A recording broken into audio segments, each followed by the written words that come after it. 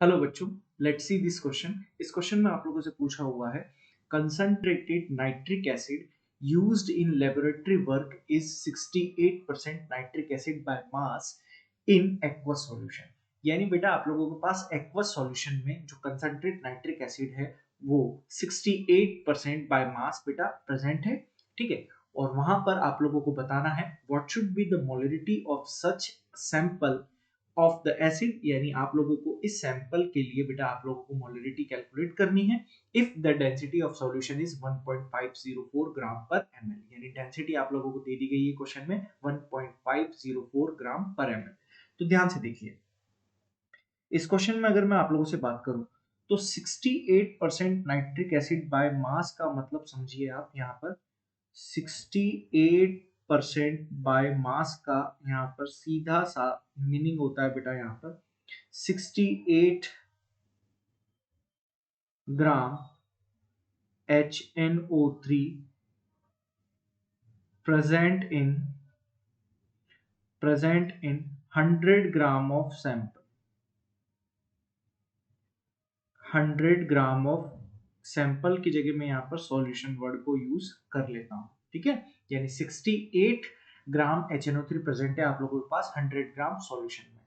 अगर मैं यहाँ पर मोलर मास ऑफ HNO3 की बात करूं, मोलर मास ऑफ HNO3 की अगर मैं बात करूं तो हाइड्रोजन का 1 होगा, नाइट्रोजन का 14 होगा और ऑक्सीजन का 48 होगा। तो यहाँ पर इसका मोलर मास निकल कर आ रहा है बेटा 63 ग्राम। कितना निकल कर आ रहा है बेटा 63 ग्राम यहाँ पर निकल कर आ रहा है। ठीक है, अब अगर मैं यहाँ पर आप लोगों से बात करूं कि मोलरिटी का फॉर्मूला क्या होता है बेटा, मोलरिटी का फॉर्मूला होता है बेटा moles of solute divided by volume of solution, volume of solution यही होता है ना बेटा, है ना, लीटर में। ठीक है, अगर एमएल में लेंगे तो एमएल में ले लेंगे, कोई दिक्कत वाली बात नहीं है। चलिए, चलो यहाँ पर मैं लिख देता हूँ, आप लोगों के पास लीटर हटा देता हूँ ताकि कंफ्यूजन ना हो। चलिए, अब अगर मैं आप लोगों से बात करूं बेटा कि मैं मोल्स ऑफ सॉल्यूट की जगह, आप लोगों को पता है एन सॉल्यूट की जगह मैं ये भी तो लिख सकता हूं weight in gram, weight in gram divided by molecular weight, ये भी तो लिख सकता हूं। ठीक है, तो अगर मैं लिखना चाहूं molarity is equals to weight in gram divided by molecular weight into volume, आप लोगों को एमएल में अगर मैं लिख दूं यहाँ पर वॉल्यूम, एमएल में अगर मैं लिख दूं आप लोगों के पास और ऊपर यहाँ 1000 में कर दूं क्योंकि लीटर में कन्वर्ट करना पड़ता है ना, तो 1000 नीचे से होगा तो ऊपर की तरफ चला जाएगा। चलिए, तो ये फॉर्मूला आप लोगों के पास बन गया। अब साहब हमारे पास वेट इन ग्राम गिवन है, मॉलिक्यूलर मास HNO3 का गिवन है, लेकिन सॉल्यूशन का जो वॉल्यूम है वो हमारे पास गिवन नहीं है। तो उसको कैसे निकालेंगे बेटा, उसको निकालने के पास हमारे पास यहाँ पर तरीका है, ध्यान से देखिएगा। Density of solution, density of solution,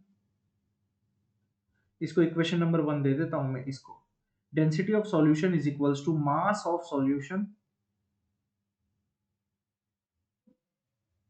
mass of solution divided by volume of solution,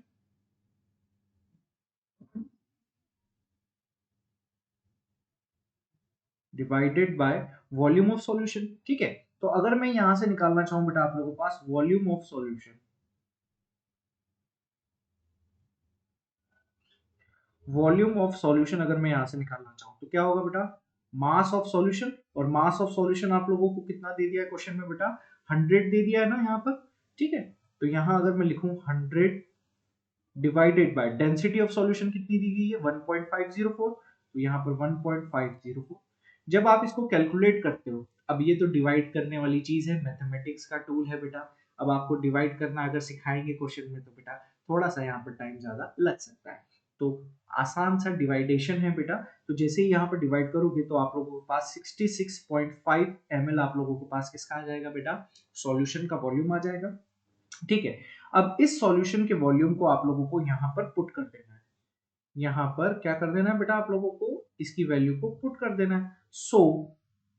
so molarity is equals to weight in gram, कितना है बेटा आप लोगों के पास वेट इन ग्राम है यहाँ पर 68, ठीक है।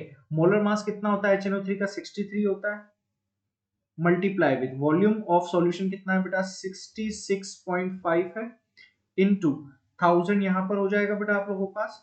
क्लियर है? तो इसको जब आप कैलकुलेट करते हो, ये सारी कैलकुलेशन को जब आप कैलकुलेट करते हो बेटा, तो यहां पर आप लोगों के पास मोलरिटी निकल कर आती है बेटा 16.2 मोलर। 16.2 मोलर, यानी यहां पर जो आप लोगों के पास मोलरिटी होगी सॉल्यूशन की वो कितनी हो जाएगी बेटा? 16.2 मोलर। तो ये था बेटा आपके सवाल का आंसर, और मैं उम्मीद करूंगा कि आप लोगों को बहुत बेहतरीन तरीके से सवाल समझ में आया होगा। All the very best.